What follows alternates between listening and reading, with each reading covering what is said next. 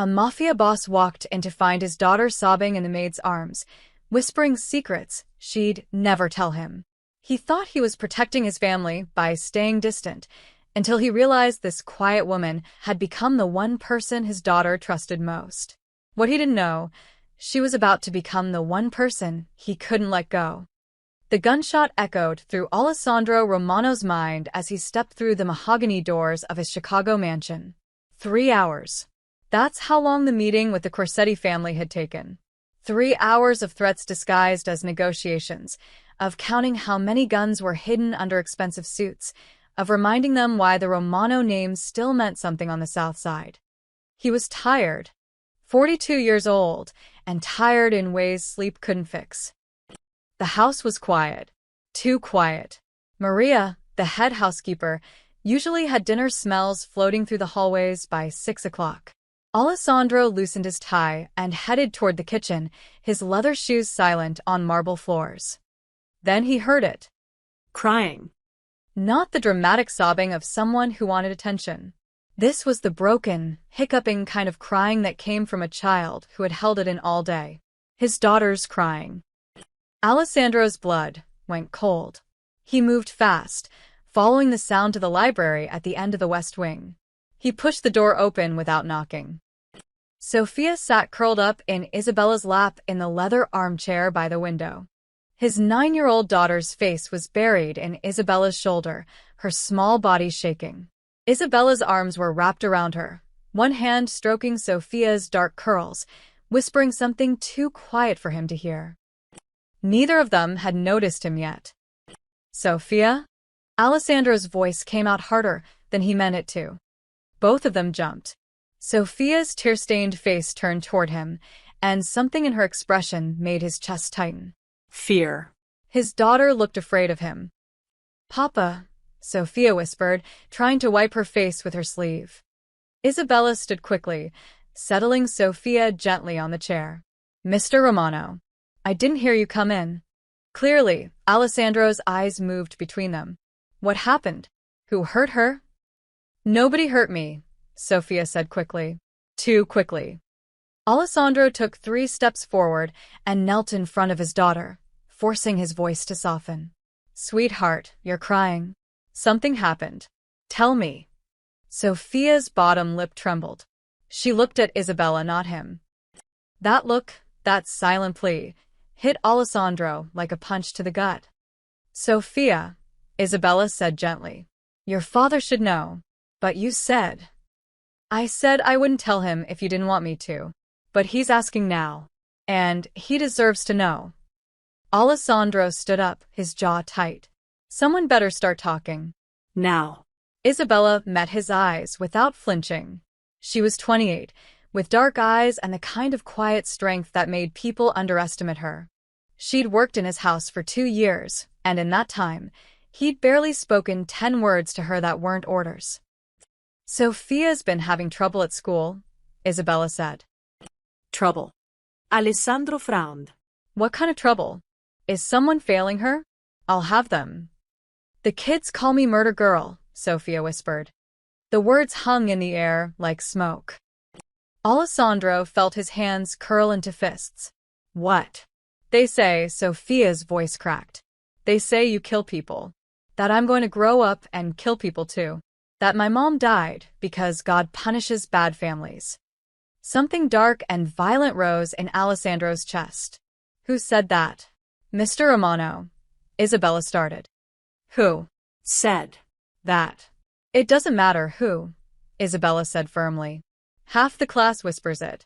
Their parents talk, and kids repeat what they hear. She's been dealing with it for months. Months. Alessandro turned to his daughter. Why didn't you tell me? Sophia shrank back into the chair. You're always busy. And you're always angry. The words shouldn't have hurt. He was a mafia boss. Being angry was part of the job. But coming from his daughter's mouth, they cut deeper than any knife. I'm not angry at you, Alessandro said, fighting to keep his voice level. I'm angry at the people who hurt you. You can't shoot kids, Papa. Despite everything, Alessandro almost smiled. No, baby. I can't shoot kids. But their parents. Alessandro, Isabella's voice was sharp. That's not helping. He turned to face her, surprised by the tone. Nobody interrupted him. Nobody corrected him, especially not a maid. Excuse me? Isabella didn't back down. Threatening parents won't fix this. Sophia needs support, not revenge. You work for me, Alessandro said quietly. Dangerously. Remember that. I work for your family, Isabella corrected. And right now, your daughter needs you to be a father, not a boss. The silence that followed was explosive. Alessandro stared at this woman who had just challenged him in his own house, with his own daughter watching. He should fire her. He should make an example of her. But Sophia was looking at Isabella with something close to worship in her eyes. How long has this been going on? Alessandro asked finally. 3 months, Isabella admitted. Since the school found out about your business connections. And you handled it? Without telling me? I handled what I could. I talked to the principal. I sat with Sophia during lunch, when the kids wouldn't. I drove her home when she called me crying from the bathroom. Alessandro felt like he'd been slapped. She called you?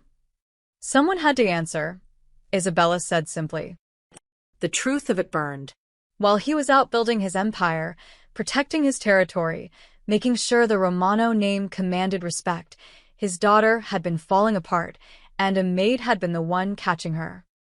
From now on, Alessandro said, his voice rough, you tell me everything. Understand?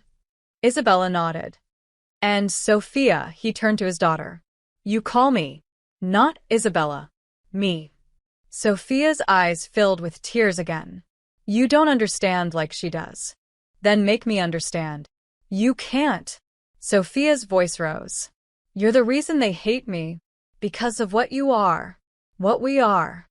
She ran from the room, her footsteps echoing down the hallway. Alessandro stood frozen, his daughter's words ringing in his ears. Isabella moved toward the door, then paused. She doesn't mean that. Yes, she does. Alessandro's voice was hollow. She's right. I am the reason. No, Isabella said quietly. You're the reason she's still safe. She just doesn't understand that yet. She left him alone in the library, surrounded by books he never read, in a house that suddenly felt like a prison. Alessandro walked to the window and looked out at the manicured lawn, the iron gates, the guards positioned at every corner. He'd built an empire to protect his family. But he hadn't protected his daughter from the one thing his money couldn't fix. The truth. Alessandro didn't sleep that night. He sat in his office with a glass of bourbon he never drank, staring at the family photo on his desk. It was 3 years old, the last one they'd taken before cancer stole his wife, Gabriella. Sophia looked happy in that picture. When had she stopped looking at him like that? At 2 a.m, he heard footsteps in the hallway. Soft, careful footsteps. He opened his door quietly and saw a sliver of light coming from Sophia's bedroom down the hall. He moved closer, staying in the shadows.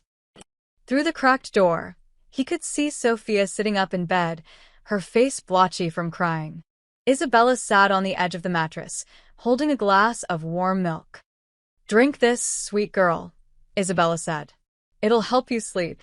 I don't want to sleep, Sophia's voice was small. I keep having the same dream. The one about school? Sophia nodded. Everyone's pointing at me and laughing. And Papa's standing in the back with a gun, and they all run away screaming. Then I'm alone. Alessandro's chest tightened. Isabella brushed Sophia's hair back from her face. Your father loves you very much. Then why does he make everyone scared? Because sometimes being strong means people fear you. But that doesn't mean you're bad. Your father protects people. Our family. Our neighborhood. He's not a monster, Sophia. The kids say. The kids don't know him. They don't see what I see. Sophia looked up at Isabella with those big brown eyes. What do you see? I see a man who works himself to exhaustion so you can live in this beautiful house. I see someone who checks your bedroom window locks every night before he goes to bed. I see a father who's scared he's losing his daughter and doesn't know how to get her back. Alessandro's breath caught. He hadn't realized anyone noticed those things. "He's not losing me," Sophia whispered. "Then why won't you talk to him?" "Because," Sophia's voice broke. "Because when I look at him, I see Mama. They had the same eyes. And it hurts too much." Isabella pulled Sophia into her arms, and the girl started crying again. "I know, baby. I know it hurts." "Don't tell Papa," Sophia said between sobs. "Only you understand. Promise you won't tell him." "I promise," Isabella whispered. "I promise." Alessandro backed away from the door, his jaw clenched so tight his teeth ached. He walked back to his office and closed the door quietly. His daughter was crying about her dead mother to the maid. Not to him. To Isabella. The jealousy hit him like a wave. He was Sophia's father.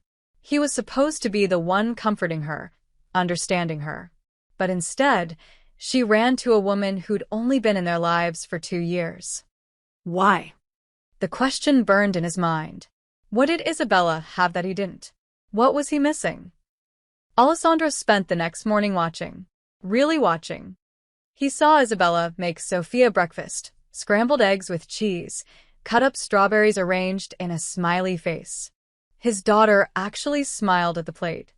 He saw Isabella help Sophia with her homework at the kitchen table, patient and encouraging even when Sophia got frustrated with math problems. He saw Isabella braid Sophia's hair, listening to her talk about a book she was reading, asking questions that made Sophia light up. And through it all, Alessandro stood in doorways and hallways, invisible to both of them, an outsider in his own home. At 3 o'clock, Isabella drove Sophia to some appointment. Alessandro didn't even know his daughter had appointments. He followed them in his black SUV, keeping 2 cars back, feeling ridiculous for spying on his own child. They pulled up to a small office building. The sign read, "Dr. Chen, Child Psychology." Alessandro's hands gripped the steering wheel. His daughter was seeing a therapist? Since when? He watched through the window as Isabella sat in the waiting room, her phone in her lap but her eyes on the door where Sophia had disappeared. She looked worried. Protective. 45 minutes later, Sophia came out. Her eyes were red, but she was smiling. Isabella hugged her immediately, and Sophia melted into the embrace. That's when Alessandro saw it clearly. The way Sophia's whole body relaxed around Isabella. The way she trusted her completely. The way she looked at Isabella like she was safe. When was the last time Sophia had looked at him that way? They stopped for ice cream on the way home. Alessandro parked down the street and watched them through the window of the shop. Sophia was laughing at something Isabella said, chocolate ice cream on her nose. His daughter could still laugh. She just couldn't laugh with him. The realization twisted like a knife. That evening, Alessandro found Isabella alone in the kitchen, washing dishes. "How long has Sophia been seeing a therapist?" he asked. Isabella turned, surprise flashing across her face. "Mr. Romano, I didn't hear." "Answer the question." She dried her hands on a towel. 6 weeks. "Who authorized that?" "I did. With your credit card. The bills go to your accountant, but I assumed you'd notice." Alessandro stepped closer. "You assumed I'd notice my daughter is in therapy? I assumed you'd read the financial reports your assistant sends every week." Isabella's voice was calm. "But you don't, do you? You sign them without looking." She was right, and that made it worse. "What else don't I know?" Alessandro asked quietly. Isabella hesitated. "Do you really want the answer to that?" "Yes. She has nightmares 4 times a week. She's failing social studies because the teacher keeps making examples of crime families in class. She skips lunch most days because eating in the cafeteria alone makes her sick. She told Dr. Chen last week that sometimes she wishes she wasn't a Romano." Each word hit like a bullet. "Why didn't you tell me?" Alessandro's voice was rough. "Because you're always busy saving the world," Isabella said. "And someone needed to save her." Alessandro stared at this woman, this maid, who knew his daughter better than he did. "Starting tomorrow," he said, "I want to know everything. Every appointment. Every tear. Every smile. Everything. Why? Because she's my daughter, Alessandro said. And I'm done being a stranger to her. Isabella nodded slowly. Okay. But Mr. Romano? You can't just observe her life. You have to be in it. She left him standing in the kitchen, her words echoing in the empty room. Alessandro looked out the window at the gardens where Sofia used to play before Gabriella died. Before everything changed. Tomorrow, he'd start fixing what he'd broken. If it wasn't already too late. The next morning, Alessandro canceled his meeting with the Corsetti family. When his consigliere, Marcus, raised his eyebrows, Alessandro simply said, "Family emergency." "Is Sofia all right?" Marcus asked. "That's what I'm about to find out." Alessandro started in Sofia's room. He went through her school folder, something he'd never done before. Inside, he found graded papers, permission slips, and a note from the principal requesting a parent meeting. The date was 2 weeks ago. He hadn't attended, but someone had. The meeting notes were in Isabella's handwriting. Principal Brennan expressed concern about Sofia's isolation. Suggested counseling already arranged. Promised to speak with Mrs. Patterson about classroom commentary. Follow-up meeting scheduled for next month. Alessandro sat on Sofia's bed, staring at the note. Isabella had been handling everything. He found more. A calendar tucked in Sofia's desk drawer with Isabella's notes. Early pickup, dentist. 3 p.m., bring strawberry smoothie for after. Another entry. Science fair project due. Need poster board and markers. Help with volcano experiment. Every important date. Every small detail. Isabella had written it all down. Alessandro went to the school that afternoon. The receptionist smiled when he walked in. "Mr. Romano, we weren't expecting you today. Is Ms. Isabella with you?" "No," Alessandro said. "I need to speak with Principal Brennan." The receptionist's smile faltered. "Is everything okay?" 10 minutes later, Alessandro sat across from a tired-looking man in his 50s. "Mr. Romano," Principal Brennan said, surprised. "This is unexpected. Usually Ms. Isabella handles." "That's what I'm here about," Alessandro interrupted. "Why does my maid handle my daughter's school affairs?" Brennan shifted uncomfortably. "Well, she's been your representative for the past year. She attends all meetings, responds to all emails. I assumed it was an arrangement you'd made." A year? Alessandro's voice went flat. "She's been doing this for a year?" Yes. In fact, Ms. Isabella is the only reason Sofia's situation improved at all. She personally addressed the bullying issue, worked with our counselor, even confronted Mrs. Patterson about making Sofia feel targeted in class. Alessandro leaned forward. Confronted? Mrs. Patterson was using unfortunate examples in her social studies lessons. Examples about organized crime that were clearly directed at Sofia. Ms. Isabella came to the school and, very politely but very firmly, explained why that was unacceptable. She cited district policy and threatened to file a formal complaint if it continued. Alessandro sat back, stunned. Isabella had threatened a teacher? On Sofia's behalf. "There's more," Brennan continued. 3 months ago, there was an incident outside the school gates. Alessandro's blood went cold. "What kind of incident?" 2 men approached Sofia when she was waiting for her ride. Ms. Isabella arrived just as they were trying to get Sofia into their car. Well, she stopped them. The world seemed to tilt. Stopped them how? According to the security footage, she pepper-sprayed one and broke the other one's nose with her elbow. Then she got Sofia inside and called the police. "We assumed you knew about it." Alessandro couldn't breathe. "Did they catch the men?" "They disappeared before police arrived." Ms. Isabella gave a full statement, but without the men in custody, Brennan shrugged helplessly. "We increased security after that." Ms. Isabella insisted on it. Alessandro stood up, his mind racing. Someone had tried to kidnap his daughter. His 9-year-old daughter. And Isabella, a maid, had fought them off. Why wasn't I notified? Alessandro's voice was deadly quiet. Ms. Isabella said she'd handle it personally. We assumed. You assumed wrong. Alessandro headed for the door. He drove home too fast, his hands shaking on the wheel. A kidnapping attempt. 3 months ago. And Isabella never said a word. He found her in the laundry room, folding towels. "Mr. Romano," she said, "you're home early. Why didn't you tell me someone tried to take my daughter?" Isabella's hands stilled on a towel. She didn't look surprised that he knew. "Who told you?" "The principal. He showed me the security footage, Isabella. I watched you fight off 2 grown men. I did what I had to do." "You did my job." Alessandro's voice rose. "Protecting my daughter is my job, not yours." "Then where were you?" Isabella shot back. "You were in New York that day, meeting with the Gambino family. Should I have called you? Interrupted your business, so you could fly home while Sofia was traumatized." "Yes."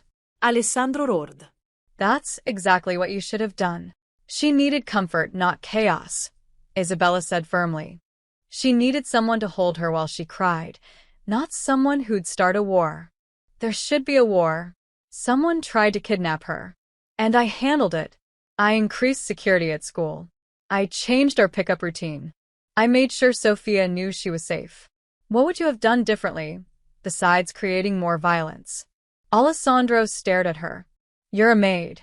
You fold towels and make beds. You're not supposed to." "I'm not supposed to what? Care about her? Protect her? Love her like she's my own." The words hung in the air. "She's not yours," Alessandro said quietly. "No," Isabella agreed. "She's yours. But you weren't there, so I was." Alessandro took a step closer. "Did you identify the men?" No. They wore masks. "But I got a partial plate number. I gave it to the police, but they said without more evidence." "The police are useless." Alessandro pulled out his phone. "Forward me everything. Descriptions, plate number, everything you remember." "What are you going to do?" "What I should have done 3 months ago. Find out who tried to take my daughter and make sure they never try again." Isabella grabbed his arm. "Alessandro, Mr. Romano, think about Sofia. If you retaliate and it goes wrong, if something happens to you, she loses her father too. If I do nothing, they'll try again. And next time you might not be there."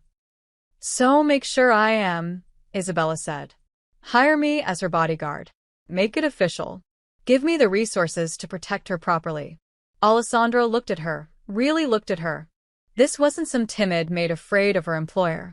This was a woman who'd pepper-sprayed kidnappers and threatened teachers and confronted him without fear.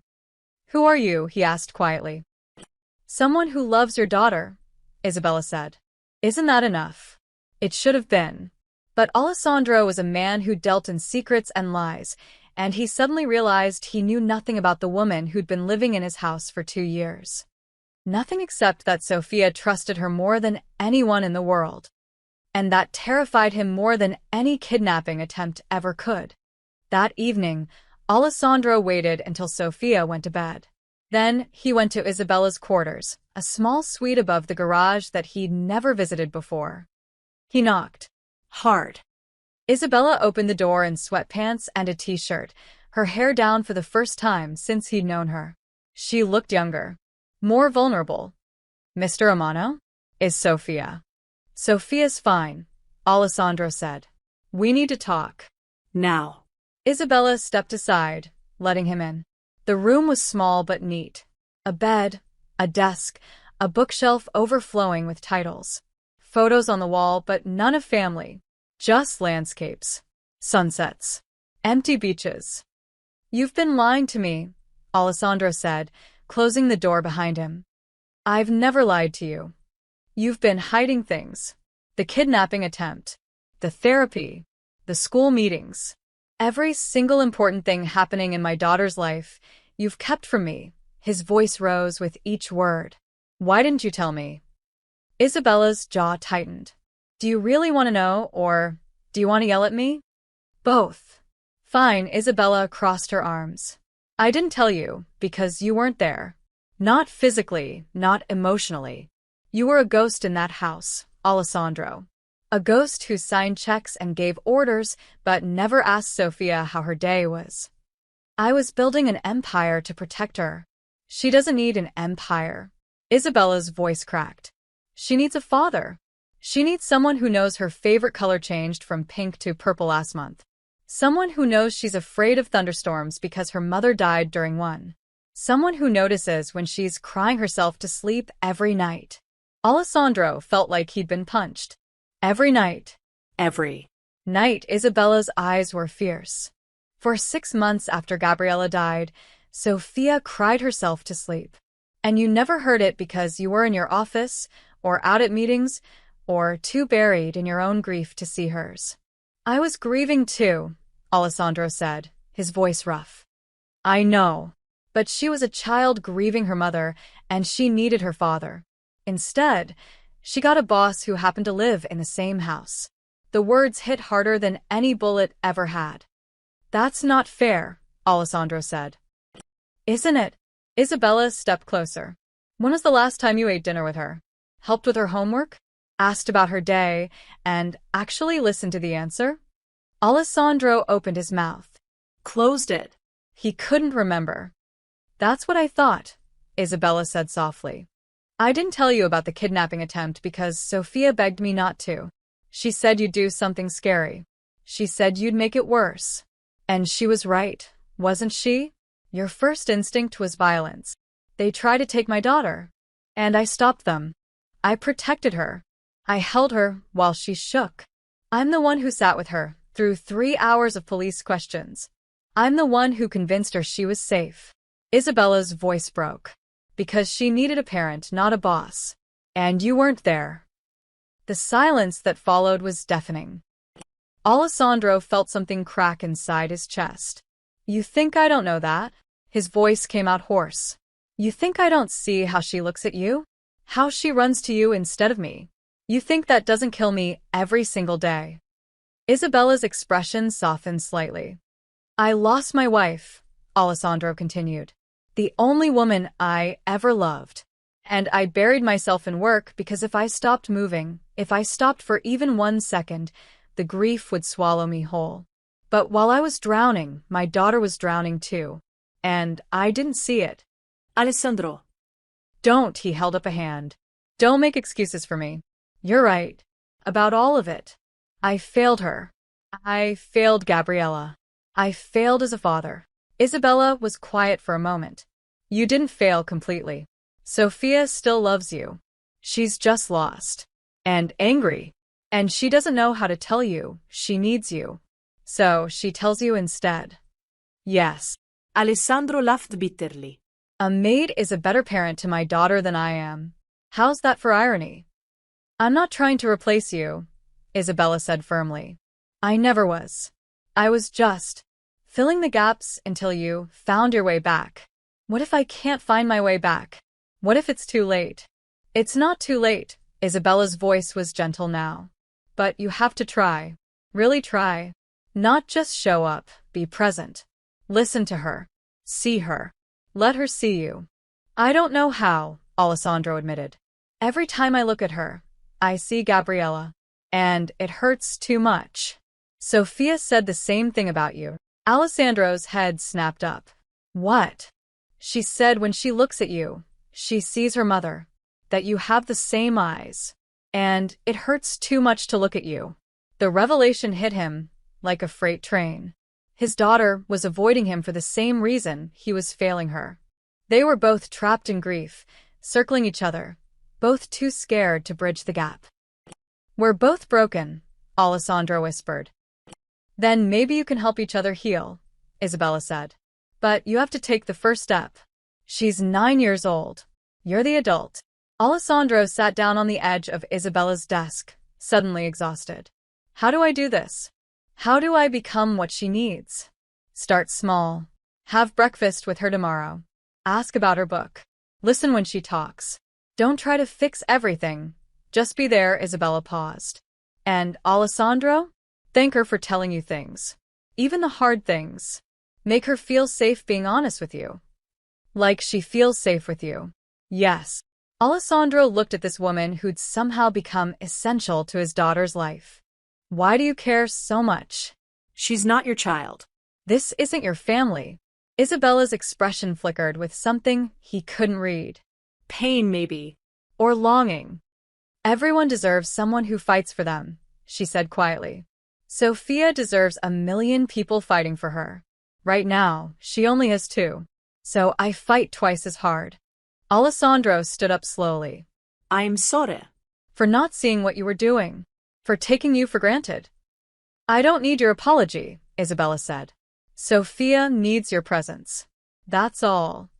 He walked to the door, then turned back. Isabella? The kidnapping attempt. I'm going to find out who is behind it. But I'll do it quietly. No war. No chaos. Just. Justice. Thank you. Alessandro left, but her words followed him back to the main house, echoing with every step. Because she needed a parent, not a boss. And you weren't there. He'd spent 3 years building walls to protect himself from grief. It was time to tear them down, even if it destroyed him in the process. Alessandro woke up early the next morning, something he hadn't done in years. He went to the kitchen and attempted to make breakfast. Pancakes. Sophia used to love his pancakes. That was before, when Gabriella was alive and weekend mornings meant laughter and flower fights. He burned the first batch. The second batch was too thick. By the third attempt, he had something edible. Sophia came downstairs at 7:30, her backpack already on her shoulders. She froze when she saw him standing at the stove. Papa? What are you doing? Making breakfast. Alessandro set a plate in front of her. Pancakes. Your favorite. Sophia stared at the plate like it might explode. Isabella usually makes. I know. But I wanted to make them today. He sat down across from her, his own plate untouched. How did you sleep? Fine. Any dreams? No. The conversation died there. Sophia picked at her pancakes, taking tiny bites. Alessandro watched her, trying to remember how this used to be easy. How talking to his daughter used to feel natural instead of like walking through a minefield. So, Alessandro tried again. What book are you reading? Isabella mentioned you liked it. Sophia's head snapped up. She told you about my book? She said you were excited about it. Something closed off in Sophia's expression. It's just a book. What's it about? Stuff. Sophia. I have to go. I'll be late for school. She stood up, leaving half the pancakes on her plate. School doesn't start for an hour, Alessandro said. I have early study group. Sophia headed for the door. Wait, Alessandro stood up. Let me drive you. Isabella drives me. I know, but I thought today. Isabella. Sophia called out, her voice bordering on desperate. Are you ready? Isabella appeared from the hallway, her purse already in hand. Her eyes met Alessandro's, and he saw pity there. Pity for him. I'm ready, sweet girl, Isabella said gently. Then to Alessandro. We have to leave early today. Science project presentations. Alessandro watched his daughter run to Isabella's side like she was a life raft. Like he was the storm she needed to escape. Right, Alessandro said, his voice hollow. The science project. Sophia didn't look back as they left. Alessandro sat alone at the kitchen table, staring at the untouched pancakes. He'd failed. Again. He tried again at dinner. He came home at 6, canceled his evening meeting, and sat at the dining room table waiting. Sophia came down, saw him, and her face fell. I already ate with Isabella, she said. We had mac and cheese in the kitchen. You could eat again. Keep me company. I have homework. I could help. Isabella's helping me. Sophia turned to leave. Sophia, wait. Please, the desperation in his voice made her stop. Just 5 minutes. Talk to me. Sophia's shoulders tensed. About what? Anything. Your day. Your friends. The book you're reading. I don't have friends, remember? Sophia's voice was bitter. They all think I'm murder girl. Alessandro flinched. What about the book then? It's about a girl whose parents die and she has to live with her uncle who doesn't want her. It's sad. Sophia's eyes met his. Kind of like real life. The words hit like a slap. Sophia, I want you. I've always wanted you. Then why does it feel like you don't? Sophia's voice cracked. Why do I only see you at breakfast if Isabella makes you come? Why do you never ask about my day unless she reminds you? Why does everything about us have to go through her first? That's going to change. You keep saying that. Sophia's eyes filled with tears. But it won't. Because you can't look at me without seeing Mama. And I can't look at you without missing her so much it hurts. So maybe it's better if we just Don't. She ran upstairs, and Alessandro heard her door slam. He sat in the empty dining room, his daughter's words echoing in the silence. Maybe it's better if we just don't. That night, the council met in Alessandro's study. 5 men who'd served the Romano family for decades. Marcus, his consigliere, poured the whiskey while the others took their seats. The Corsetti family is getting impatient, Marcus said. You missed 2 meetings this week. Family emergency, Alessandro repeated. Alessandro Frank Moretti, the eldest of the council, leaned forward. We need to talk about the maid. Alessandro's hand tightened around his glass. Her name is Isabella. We know her name, Frank said. What we don't know is why you're suddenly spending so much time worrying about her. I'm not. You asked for background checks on her, Marcus interrupted. Deep ones. The kind we run on potential threats. Alessandro didn't deny it. Someone tried to kidnap Sofia. Isabella was there. I need to know who she is. That's not all this is, Frank said. The men are talking. They see you watching her. They see how your daughter clings to her. They see weakness. Caring about my daughter is not weakness. Letting a servant become this important is, Frank snapped. She's a maid, Alessandro. Not family. Not one of us. If you start blurring those lines, if people think you're getting soft over a woman. She saved Sofia's life. And you paid her well for it, I'm sure. But that's where it ends, Frank stood up. Your father would never have allowed this. A boss doesn't get attached to the help. It makes you vulnerable. It makes people think they can use her against you.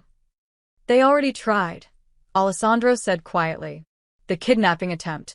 They were testing security, looking for weaknesses. And Isabella is the one who stopped them. Which proves my point, Frank said. She's a target now. Anyone who wants to hurt you will go through her. And if you care about her, if you're stupid enough to let people see you care, they'll use that.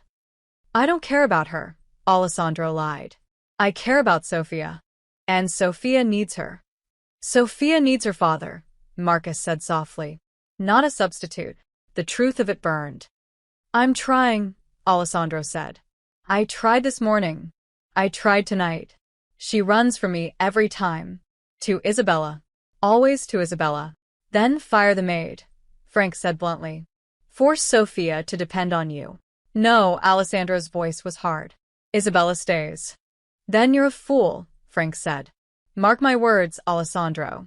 This attachment to the woman or, through your daughter, will be your downfall. Enemies smell weakness like blood in water. The council left, but their warning lingered. Alessandro went to the window and looked out at the garage apartments. Isabella's light was on. He could see her shadow moving behind the curtains. Frank was right. Getting close to Isabella was dangerous. Letting Sofia depend on her was dangerous. But cutting her out would destroy what little connection he had left to his daughter.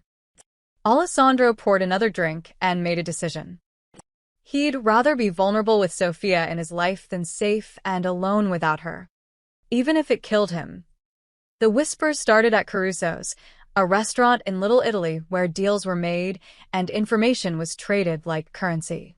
Tony Corsetti sat in a corner booth, listening to his nephew Enzo talk. Enzo was young, ambitious, and hungry to prove himself. I'm telling you, Uncle, Enzo said, leaning forward. Romano's weak right now. His kid's a mess, and he's distracted. Alessandro Romano doesn't get distracted, Tony said, cutting into a steak. He canceled 3 meetings this month.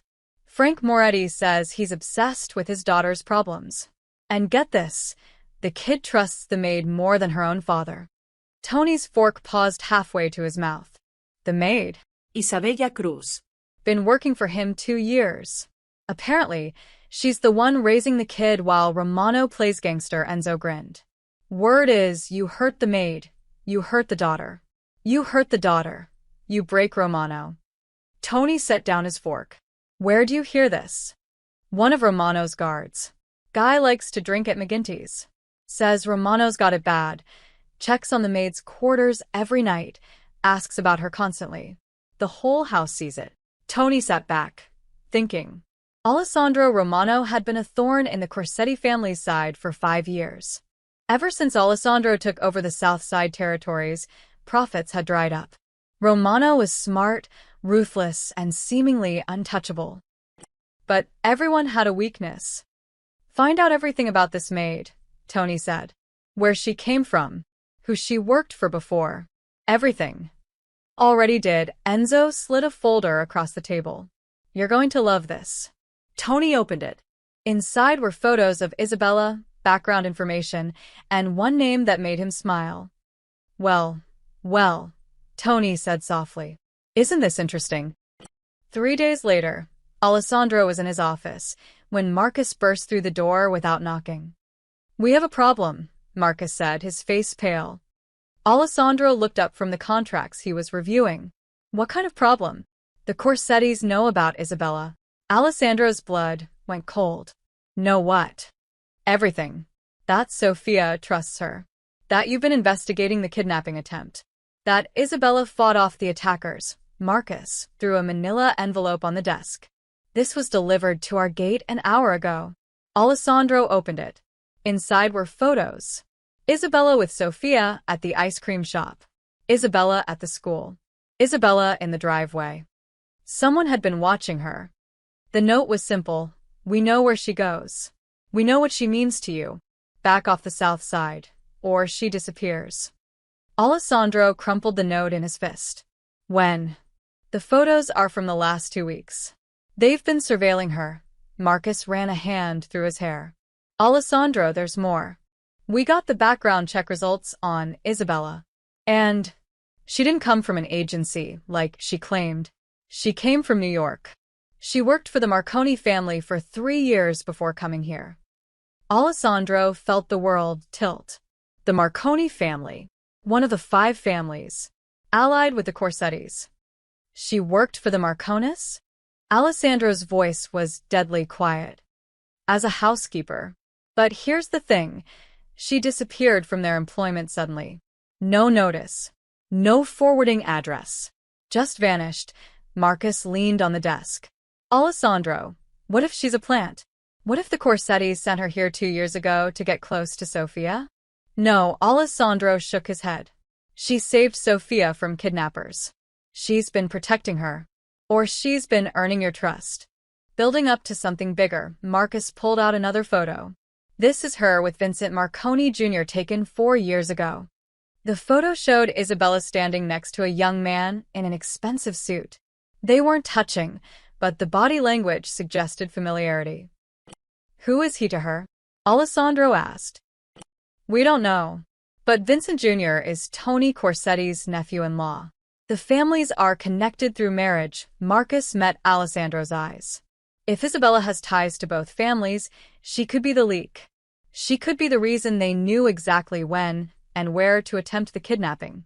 Maybe it was a test, to see how you'd react, to see if she could save Sofia and become indispensable. Alessandro wanted to argue, but the timeline made sickening sense. Isabella appeared 2 years ago. No references. No background. Just a sad story about needing work and a letter of recommendation that Alessandro never bothered to verify. He'd been a fool. Bring her to me, Alessandro said. Now. 10 minutes later, Isabella stood in his office, confusion on her face. Mr. Romano? Marcus said it was urgent. Alessandro slid the photo across the desk. Who is Vincent Marconi Jr. to you? Isabella's face went white. Where did you get that? Answer the question. Alessandro. I can explain. Did the Marconis send you here? Alessandro's voice was ice. Did the Corsettis? Was any of it real? Or have you been playing me this whole time? No. I left New York to get away from them. Why should I believe you? Alessandro stood up, his hands flat on the desk. You lied about your background. You lied about your references. For all I know, you set up the kidnapping attempt yourself. You think I would hurt Sophia? Isabella's eyes filled with tears. After everything. I don't know what to think. Alessandro roared. My daughter is in danger because of you. The Corsettis are threatening to take you because they know. He stopped himself. They know what? Isabella whispered. They know she matters to you. That you're a weakness I can't afford. Isabella stepped back like he'd struck her. A weakness. That's what you think I am. You're a liability, Alessandro said, hating every word. And until I know the truth about who you really are, you're not going near my daughter. Alessandro, please. It's Mr. Romano. And you're suspended. Marcus will escort you to your quarters. You're not to leave without permission. You're not to contact Sophia. Is that clear? Isabella's face crumpled. You're making a mistake. The mistake was trusting you. Alessandro turned away, unable to look at her. Get out. Marcus took Isabella's arm gently and led her from the office. Alessandro waited until the door closed before sinking into his chair.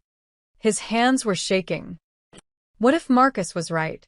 What if Isabella had been a plant all along? But then he remembered Sophia's face. The way she smiled at Isabella. The way she'd stopped crying herself to sleep.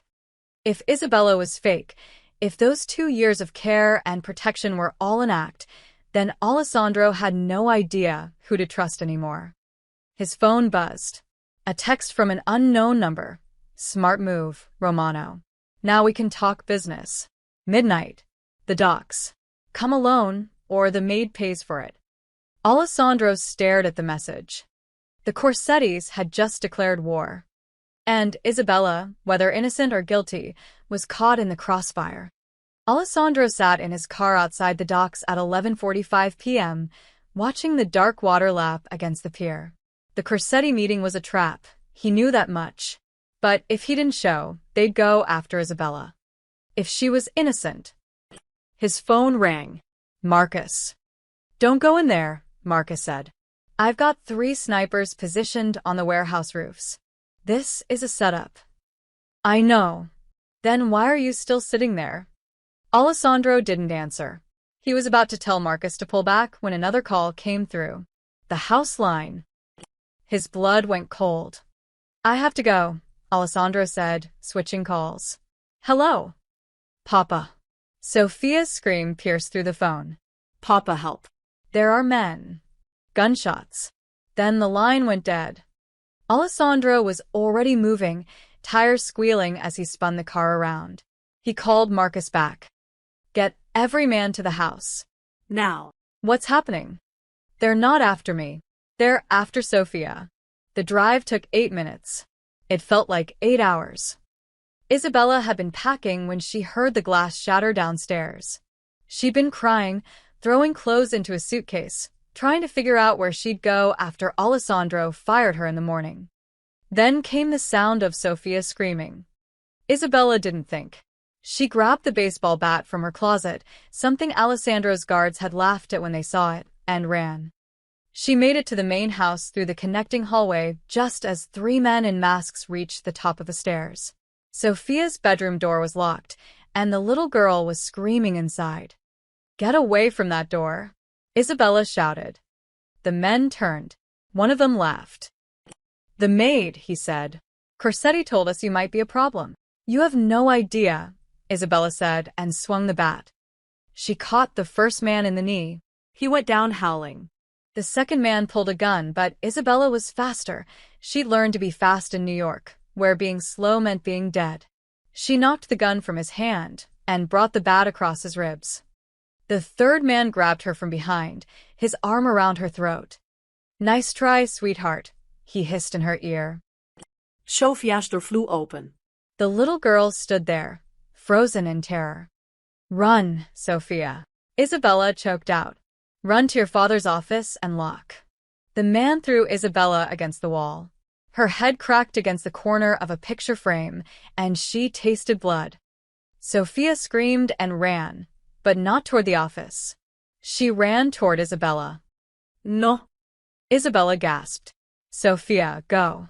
But Sophia wouldn't leave her. The 9-year-old grabbed Isabella's hand, trying to pull her up. The 3 men surrounded them. The one Isabella had hit with the bat stood up, limping, his face twisted with rage. That, he said, was a mistake. He raised his gun, pointing it at Isabella's head. Sophia threw herself in front of Isabella. Don't hurt her. Sophia, no. Isabella tried to push her aside. The man's finger moved toward the trigger. Then the window exploded. Alessandro came through it like an avenging angel, gun drawn, his suit jacket torn. He fired 3 times before his feet even hit the ground. The first man dropped. The second dove behind a dresser. The third grabbed Sophia, using her as a shield. Drop it, Romano. The man shouted, pressing his gun to Sophia's temple. Drop it, or the kid dies. Alessandro froze. His gun was still aimed, but his hands were shaking. Sophia was crying, her eyes wide with terror. Let her go, Alessandro said, his voice deadly calm. Let her go, and I'll let you walk out of here. You think I'm stupid? The second I let her go, you'll... Isabella moved. Despite the blood running down her face, despite the pain screaming through her body, she lunged forward and grabbed the man's gun hand, yanking it away from Sophia's head. The gun went off. The bullet shattered a mirror. Alessandro fired. The man dropped. For a moment, everything was still. Then Sophia collapsed to the floor, sobbing. Alessandro ran forward, dropping his gun, reaching for his daughter. Sophia, baby, are you hurt? Look at me. Are you? But Sophia scrambled past him. She threw herself into Isabella's arms, burying her face in Isabella's shoulder. I've got you, Isabella whispered, holding Sophia tight, even though her hands were shaking. You're safe. You're safe now. Alessandro stood there, his arms still outstretched, watching his daughter cling to Isabella like she was the only solid thing in the world. More men poured into the hallway. Alessandro's guards, too late to help. Marcus was shouting orders, checking the bodies, securing the scene. Get a doctor, Alessandro said quietly. Isabella's hurt. I'm fine, Isabella said, but her voice was weak. You're bleeding, Alessandro said. He moved closer, reaching out. Let me. Sophia turned to look at him, her face streaked with tears. You left us. Alessandro felt like he'd been shot. What? You left us alone. You went to your meeting, and they came, and you weren't here. Sophia's voice broke. Isabella saved me. Not you. Isabella. Sophia. I came as fast as I could. She's always the one who saves me, Sophia sobbed. You're always gone. Alessandro looked at Isabella and saw something in her eyes. Not triumph. Not satisfaction at being chosen over him. Just exhaustion. And sadness. Take Sophia to her room, Alessandro said to Marcus. Postguards at every door and window. No. Sophia clung tighter to Isabella. I want to stay with Isabella. You can stay with her, Alessandro said. But in your room, where it's safe. Both of you. Marcus helped Isabella stand. She was unsteady on her feet, blood still trickling from the cut on her head. Sophia held one of her hands, refusing to let go. They walked past Alessandro like he was a ghost. He stood alone in the hallway, surrounded by dead bodies and broken glass, and realized the Corsettis had won without killing anyone. They'd shown him exactly what he already knew. He'd lost his daughter long before tonight. And the one person who could bring her back didn't trust him anymore either. Alessandro picked up his gun and went to secure the perimeter. It was all he knew how to do. The doctor stitched up Isabella's head wound in Sophia's bedroom while the little girl sat pressed against her side, refusing to move. 5 stitches, Dr. Chen said, snipping the thread. You'll have a headache for a few days. No heavy lifting. And someone should check on you every few hours in case of concussion. I'll be fine, Isabella said. I'll check on her, Sophia said immediately. I'm not leaving her. Alessandro stood in the doorway, watching. He'd stationed 4 guards outside Sophia's room. 2 more at the end of the hallway. The house was locked down like a fortress. But his daughter only had eyes for Isabella. "Sophia, you need to sleep in your own bed tonight," Alessandro said gently. "No, sweetheart. I said no." Sophia's voice rose. "What if they come back? What if they get past the guards? Isabella's the only one who can protect me." Alessandro tried not to let the words sting. "I'll protect you. I'll sleep right outside your door." "You weren't here before," Sophia said, her voice small. "You're never here when I need you." Alessandro had no answer to that. Dr. Chen packed up his bag, sensing the tension. "I'll check on Isabella in the morning. Call me if anything changes." After he left, Alessandro tried again. "Sophia, Isabella needs rest. She's hurt. You staying with her all night won't help her heal." "I need her more than she needs rest," Sophia said stubbornly. Isabella finally spoke, her voice soft. "It's okay, Mr. Romano. She can stay. You need sleep." "I need her to feel safe." Isabella met his eyes. "We both do." Alessandro wanted to argue, wanted to insist that he could make Sophia feel safe. But the truth was written all over his daughter's face. She didn't believe he could. "Fine," Alessandro said. "But I'm stationing a guard inside the room." "No guards," Sophia said. "Just Isabella and me." "Sophia." "Please, Papa." It was the first time she'd called him that all night. "No strangers in my room. Just her." Alessandro looked at Isabella, silently asking for help. But Isabella just pulled Sophia closer, her expression apologetic but firm. "I'll keep her safe," Isabella said quietly. Alessandro left them there, closing the door behind him. He posted guards in the hallway and went to his office, but he couldn't focus on anything. The paperwork blurred. The security reports made no sense. All he could think about was his daughter, choosing someone else over him. Again. For the next 3 days, Isabella didn't leave Sophia's side. She ate meals with her in the bedroom, helped her with homework at the small desk by the window, read to her before bed, slept in the chair next to Sophia's bed because the girl couldn't sleep unless Isabella was in the room. Alessandro watched from doorways and hallways, an outsider to his own daughter's life. He saw Isabella teaching Sophia to play chess, their heads bent together over the board. He saw Isabella braiding Sophia's hair, both of them laughing at something on Isabella's phone. He saw Isabella holding Sophia during a thunderstorm, whispering reassurances while his daughter trembled. Every moment drove home what he'd been missing, what he'd lost. On the 4th night, Alessandro stood outside Sophia's door at midnight. He could hear voices inside, soft, gentle voices. "Will you always stay with me?" Sophia asked. "As long as you need me," Isabella replied. "What if Papa sends you away? He said you were a liability." "I heard him." Alessandro's heart clenched. "Your father was scared," Isabella said carefully.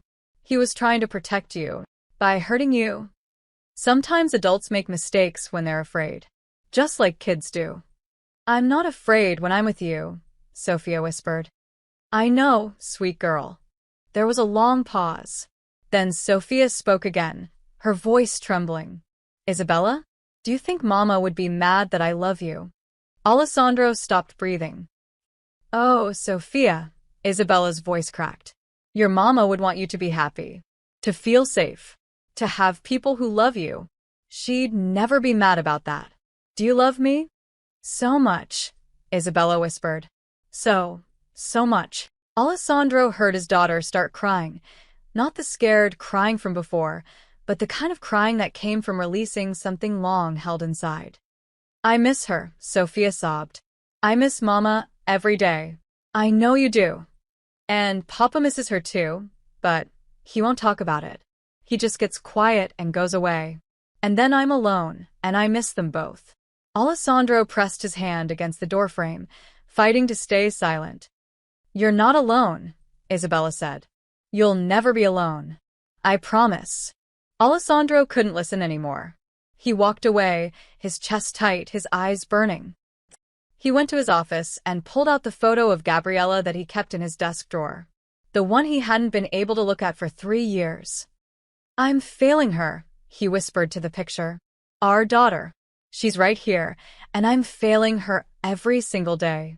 Gabriella smiled back at him, frozen in a moment of happiness that felt like another lifetime. Alessandro traced her face with his finger and realized something that terrified him. He was starting to see Isabella the same way he'd once looked at Gabriella. Not just as Sophia's protector. Not just as someone competent and caring. As a woman. As someone he wanted to be near. Someone whose strength called to something broken inside him. He'd been watching Isabella for days now. The gentle way she touched Sophia's hair, the fierce way she'd fought off attackers, the quiet way she'd taken Alessandro's anger and accusations without crumbling. She was everything he wasn't. Patient. Present. Whole. And he was falling for her. The realization hit him like a freight train. He was falling in love with his daughter's nanny. With a woman who might be connected to his enemies. With someone who represented everything the Mafia code forbade. Frank had been right. Getting close to Isabella was dangerous.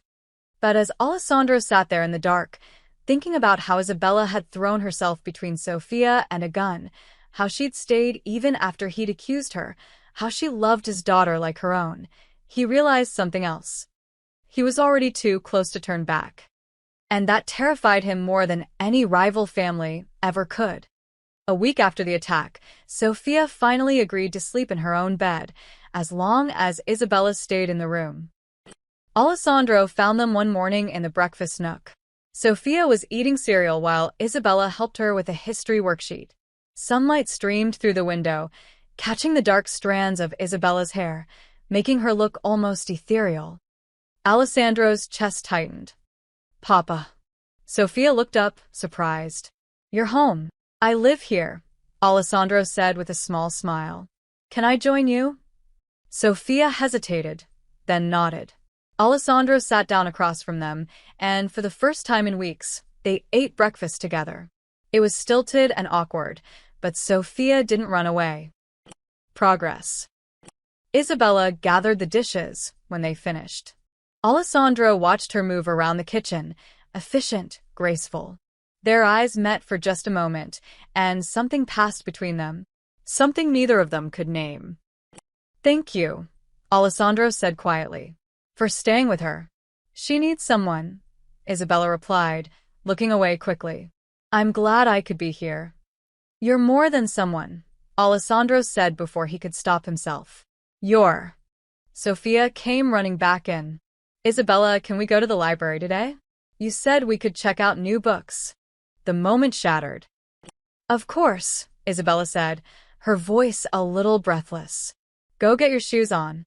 Sophia ran off.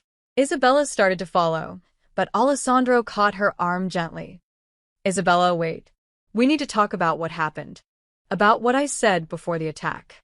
I was wrong to accuse you, Mr. Romano." "Alessandro," he corrected. "Please." Isabella pulled her arm back slowly.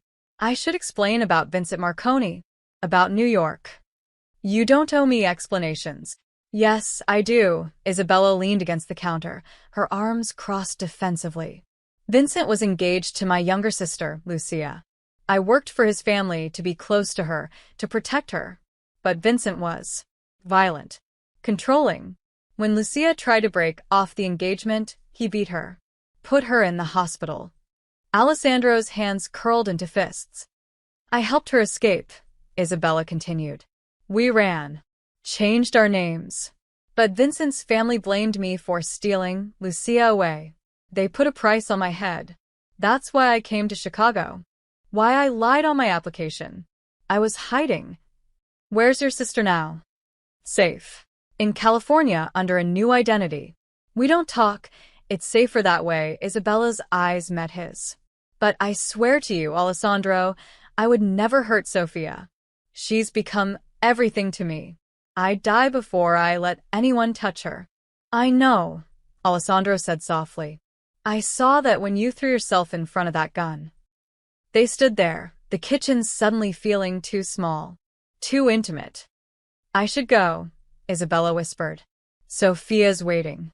But she didn't move. Neither did he. Alessandro took a step closer. Isabella. Don't, she said, but her voice was weak. Please don't. Don't what? Whatever you're about to say. Don't say it. Isabella's eyes were pleading. This can't happen. What can't happen? This, she gestured between them. Whatever this is. You're my employer. I'm the help. You're a mafia boss. I'm nobody. You're not nobody, Alessandro said fiercely. To your world, I am. To your men, I am. Isabella stepped back. I see how they look at me, Alessandro. Like I'm a threat. Like I'm something that needs to be eliminated. And they're right. They're wrong. Sophia's ready, the little girl called from the hallway. Isabella rushed past Alessandro without looking back. That evening, the council met again. Alessandro tried to focus on the discussion about territory disputes and shipment schedules, but his mind kept drifting. To the way Isabella said his name, to the look in her eyes before Sophia interrupted, to the feeling that he was standing on the edge of something that could either save him or destroy him. Alessandro. Frank's sharp voice cut through his thoughts. Are you listening? Of course. Then what did I just say? Alessandro had no idea. Frank exchanged glances with Marcus. This is exactly what we're talking about. You're distracted, unfocused. The Corsettis are still out there, planning their next move, and you're thinking about that woman. Her name is Isabella, Alessandro said coldly. We don't care about her name, Frank snapped. We care that you're compromised. The men are talking, Alessandro. They see how you look at her, how you follow her around like a lost puppy. It's embarrassing. Watch your tone. No. You watch yours, Frank stood up. You want to know what they're saying? They're saying Alessandro Romano's gone soft. That the great boss is pussy-whipped by a maid. That you'd choose her over the family. Alessandro shot to his feet. That's enough. Is it true? Marcus asked quietly. Would you choose her? The question hung in the air.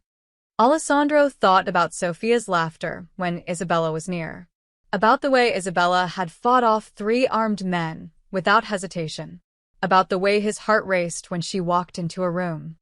It doesn't matter what I'd choose, Alessandro said finally. Because nothing's happening between us. Good, Frank said. Because if it did, the family would see it as weakness.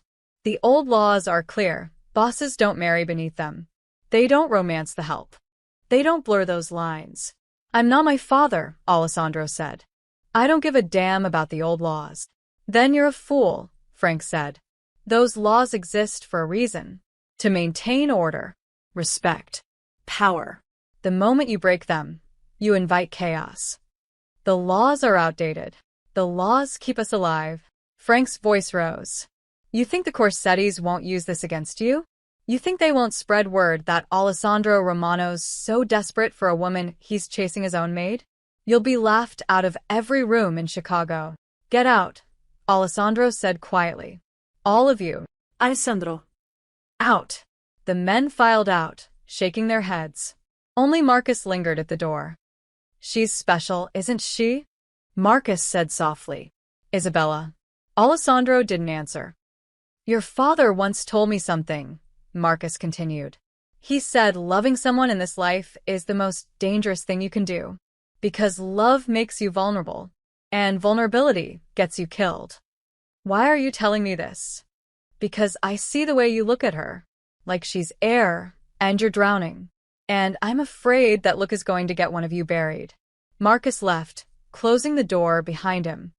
Alessandro stood alone in his office, his father's words echoing in his mind. Love makes you vulnerable.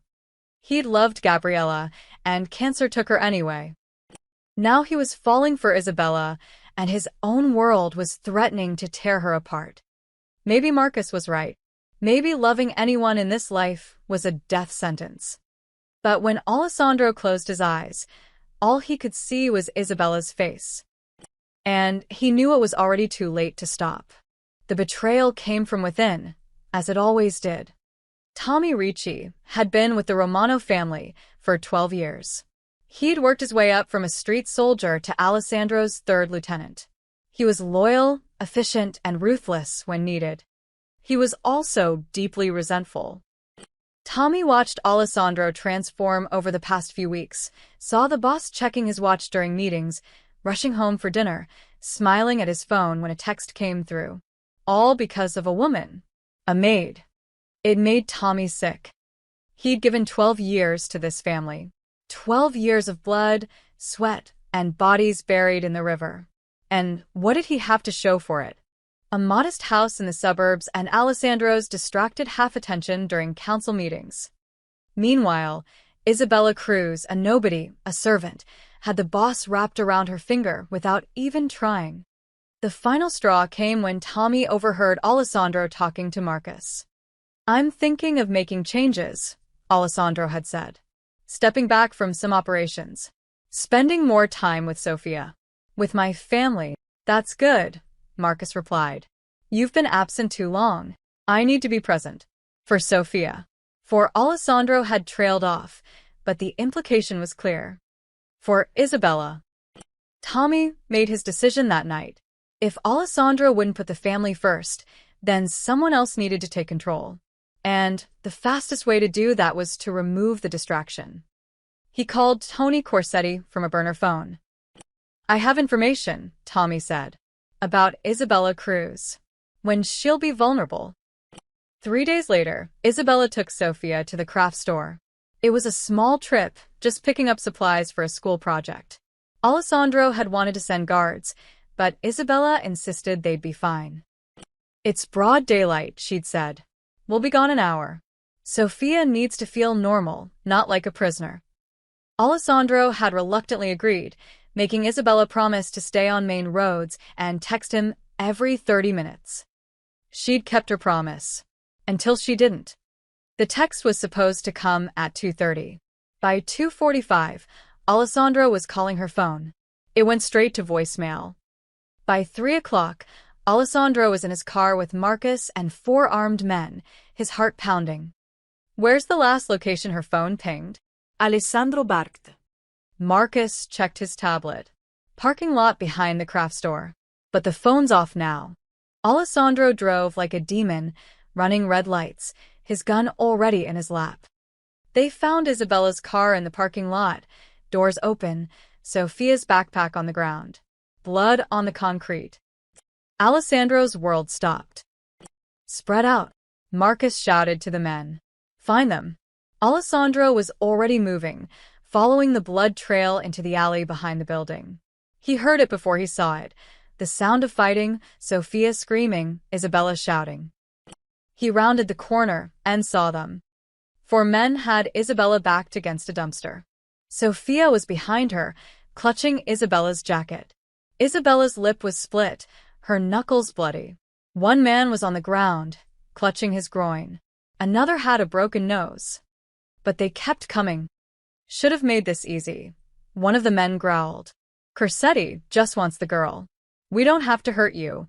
"You'll have to kill me first," Isabella spat. "That can be arranged." The man raised his gun. Alessandro fired. The man dropped. The other 3 spun around, shocked.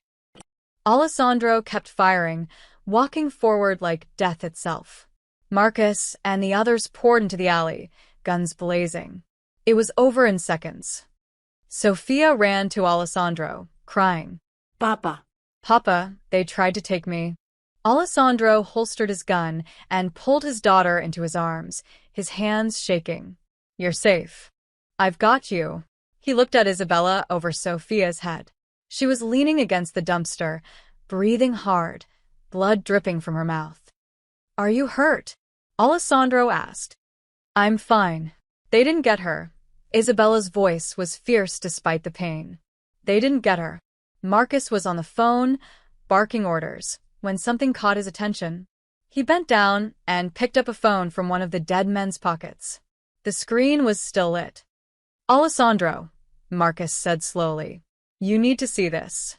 Alessandro passed Sofia to Isabella and took the phone.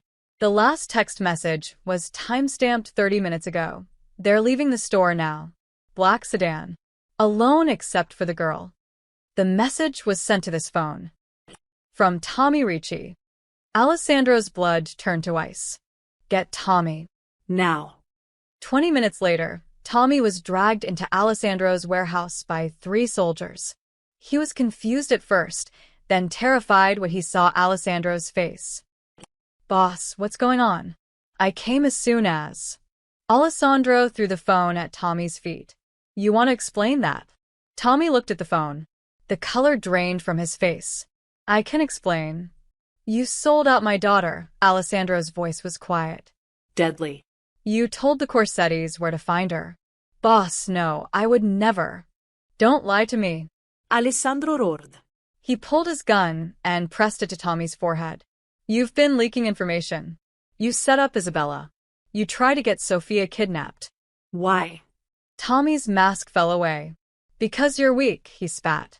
You're so obsessed with that whore and your brat that you've forgotten what matters. The family. The business. You're not fit to lead anymore. The warehouse went silent. Alessandro stared at this man he'd trusted. This man he'd promoted. This man who'd just called his daughter a brat and Isabella a whore. You're right about one thing, Alessandro said softly. I have been weak. I've been tolerating snakes in my house. He pulled the trigger. Tommy's body hit the floor. Alessandro turned to face his men, 20 soldiers who'd gathered in the warehouse, their faces shocked. Let me be clear, Alessandro said, his voice carrying through the space. My daughter is not a distraction. She is the reason for everything we do. This family exists to protect family, blood, and chosen. Anyone who threatens Sofia, anyone who threatens Isabella, anyone who questions my priorities, this is what happens. He gestured to Tommy's body. Loyalty isn't blind obedience. It's protecting what matters. And if you can't understand that, if you think caring about my daughter makes me weak, there's the door. Leave now and you'll live. Stay, and you swear to protect them both. Choose. No one moved toward the door. One by one, his men nodded. Good, Alessandro said. Clean this up. And find out who else Tommy was talking to. If there are more traitors, I want them found. He walked out of the warehouse, his hands still steady even though inside, he was shaking. He'd just killed one of his own men. Broken one of the cardinal rules. You didn't execute family without a trial. But Tommy had threatened Sofia, had sold out Isabella. And Alessandro would burn his entire empire to the ground before he let anyone hurt them. Frank had been wrong about one thing. Love didn't make Alessandro weak. It made him absolutely ruthless. The Corsetti family didn't wait long to retaliate. 2 days after Tommy's execution, Alessandro's security system detected movement on the property perimeter. 7 cars. 30 men, maybe more. They're coming in hot, Marcus said, watching the monitors. Front gate, east wall, and they're cutting through the back fence. Alessandro was already moving. Get Sofia and Isabella to the safe room. Now. But when Marcus ran upstairs, Sofia's room was empty. The window was open, curtains blowing in the night breeze. Alessandro. Marcus shouted. They're gone. Alessandro's heart stopped. He ran to the window and looked out. In the garden below, he could see Isabella running with Sofia, heading toward the hedge maze. They must have seen the cars coming and tried to escape. Smart, but not smart enough. Alessandro watched in horror as 4 men emerged from the shadows, cutting off their escape route. Isabella spun around, pushing Sofia behind her, searching for another way out. They were trapped. Every man outside. Now. Alessandro roared. He grabbed his rifle and ran for the stairs, Marcus and 6 soldiers behind him. They burst through the back doors just as the first wave of Corsetti men breached the grounds. Gunfire erupted. Alessandro moved through the chaos like a machine, taking down anyone who got between him and his daughter. 2 men fell. 3. He didn't count, just kept moving forward. In the garden, Isabella was dragging Sofia toward the greenhouse, but more men were closing in. She had no weapon, no way to fight back. Papa. Sophia's scream cut through the gunfire. Alessandro ran faster, but he was too far away. Too far to reach them before. One of the Corsetti men grabbed Isabella's arm, yanking her back. Another reached for Sofia. Isabella fought like a wildcat. She kicked, bit, clawed. She got one hand free and raked her nails across a man's face, drawing blood. But there were too many of them. Let her go. Sofia was crying, pulling at the man's jacket. Boss wants the kid alive, one man said. But nobody said nothing about the maid. He raised his gun, pointing it at Isabella's head. Alessandro fired. The man dropped. But the distraction cost him. Another attacker came from the side, tackling Alessandro to the ground. They rolled across the grass, fighting for the gun. In the garden, more Corsetti men surrounded Isabella and Sofia. Isabella managed to break free, grabbing Sofia and running toward the pool house. But they were hurting her, pushing her exactly where they wanted her to go. Into a trap. Tony Corsetti himself stepped out from behind the pool house, flanked by 8 armed men. He was smiling. Isabella Cruz, Tony said. You've caused me a lot of trouble. Let the girl go, Isabella said, her voice steady despite the fear in her eyes. This is between you and Alessandro. She's innocent. Nobody's innocent in this world, sweetheart. Tony gestured to his men. Take the kid. Kill the maid. No, Sofia screamed. Everything happened at once. Isabella shoved Sofia hard, sending the girl sprawling away from the gunman. Marcus appeared from the side, providing cover fire. Alessandro broke free from his attacker and sprinted toward the pool house. But he was too slow. Too far away. Tony Corsetti pulled his own gun and aimed it at Sofia, who was scrambling to her feet. If I can't have her, Romano, Tony shouted. Nobody can. His fingers squeezed the trigger. Isabella didn't hesitate. She threw herself in front of Sofia, her arms spread wide. The gunshot echoed across the garden. Isabella jerked backward, her eyes going wide with shock. A red stain bloomed across her chest. Isabella, Sofia screamed. Time seemed to slow. Alessandro watched Isabella fall, watched her hit the ground with Sofia crying over her, watched the light start to fade from her eyes. Something inside him broke. Something dark and primal and absolutely murderous took over. Alessandro didn't remember crossing the distance. Didn't remember firing his weapon again and again. He just remembered Tony Corsetti's shocked face as Alessandro shot him, not once, not twice, but emptied the entire magazine into him. Then he was moving to the next man, and the next, and the next. Marcus and the other soldiers joined in, but it was Alessandro's fury that drove the attack. He showed no mercy, asked for no surrender. Every man who'd been part of this assault, every person who'd threatened his daughter, every soldier who'd aimed a gun at Isabella, they all went down. The Corsetti family had come with 30 men. None of them left alive. When the gunfire finally stopped, Alessandro's hands were shaking. Blood covered his suit, some his, most not. Bodies littered the garden like fallen leaves. But he didn't care about any of that. He ran to where Isabella lay in Sofia's arms. No, no, no. Alessandro dropped to his knees beside them. Isabella, stay with me. Stay with me. Isabella's eyes fluttered open. Blood trickled from the corner of her mouth. Sofia. Is she? I'm here. Sofia sobbed, clutching Isabella's hand. I'm here, please don't go. Ambulance is coming, Marcus said, his phone to his ear. 3 minutes out.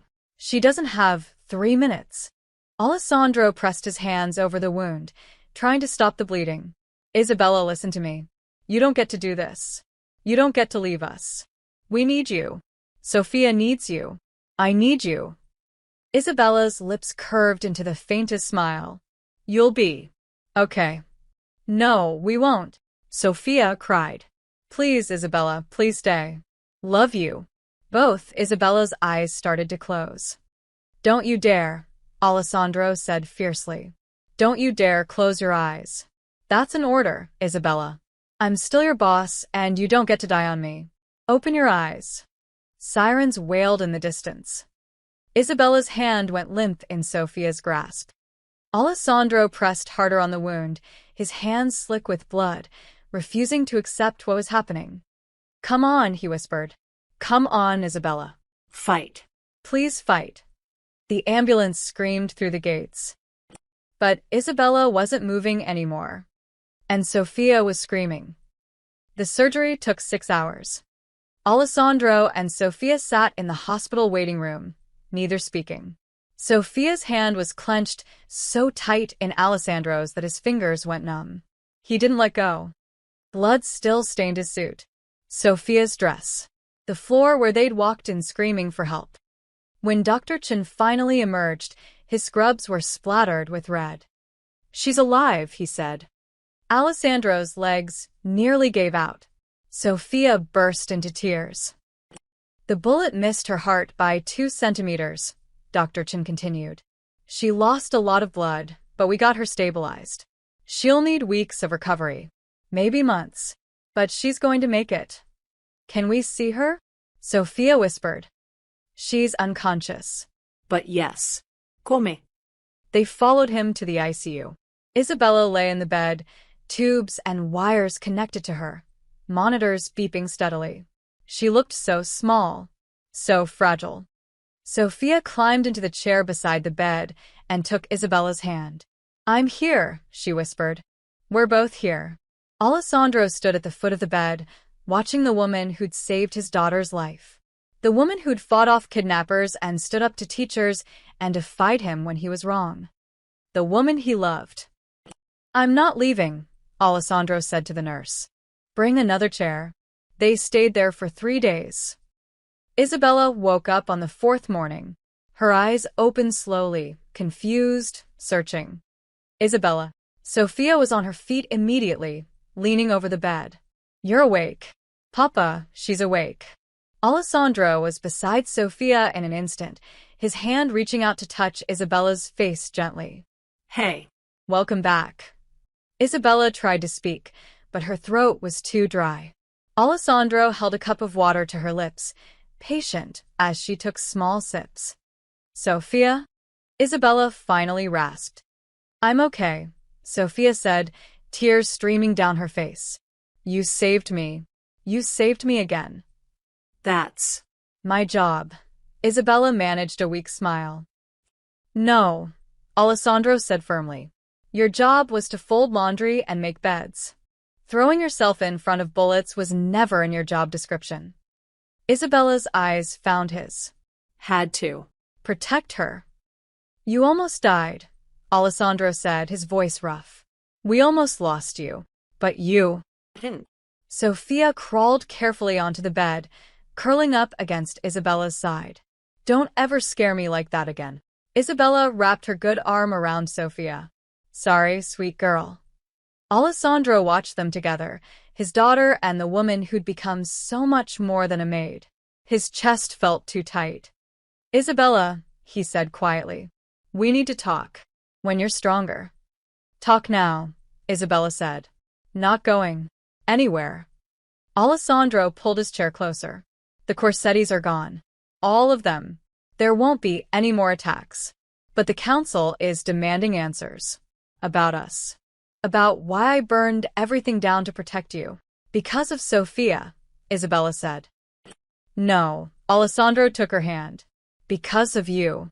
Because watching you fall, thinking I'd lost you, it made me realize something I've been denying for months. Sophia sat up, watching her father with wide eyes. You were never just a maid, Alessandro said, his voice steady now. You were never just Sophia's protector or my employee. You became essential to us.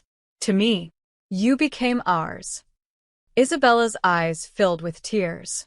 Alessandro. I love you, Alessandro said. I'm in love with you.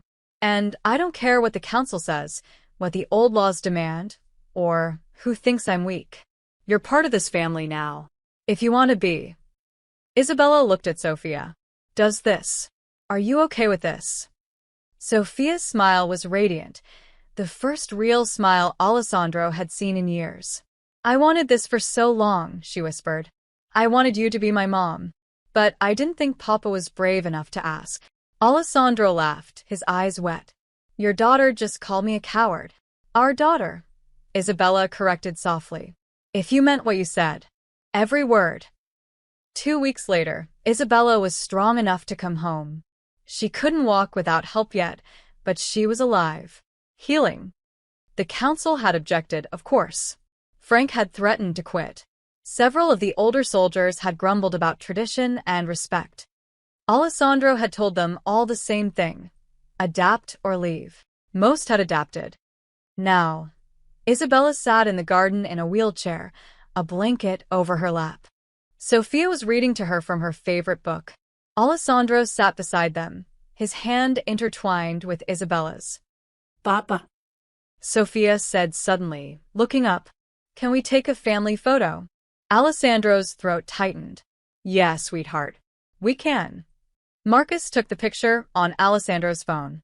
Sophia stood between Isabella's wheelchair and Alessandro, holding both their hands, her smile bright enough to light up the world. "Say family," Marcus called out.